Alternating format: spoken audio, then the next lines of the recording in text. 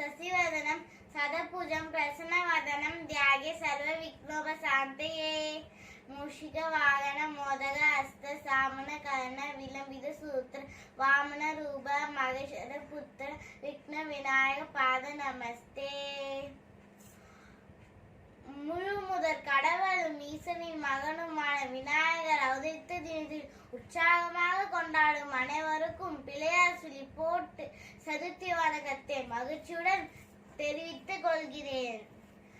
விநாயகர் சதுர்த்தி ஒவ்வொரு ஆண்டும் ஆவணி மாதத்தில் வளர்பிறை சதுர்த்தி என்று கொண்டாடப்பட்டு வருகிறது. இவ்விழா கொண்டாட காரணமானவர் இந்திய விடுதலை இயக்கத்தின் முதல் தலைவராக பாலகங்காதர் திலகரே ஆவார். அரக்கர்களின் கொடுமையிலிருந்து தங்களை காத்திட சிவபெருமான் பார்வதி தேவியால் உருவாக்கப்பட்டவரே விக்ன கர்த்தர் எனப்படும் விநாயகர்.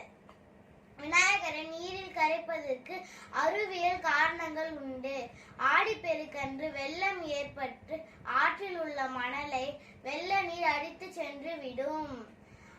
இதனாலேயே அந்த இடத்தில் நீர் குறைவு ஏற்படும். இதனை சீர் செய்யவே கெட்டியாக தங்கிடும் களிமண்ணால் செய்த விநாயகர் சிலையை நீரில் கரைப்பர்.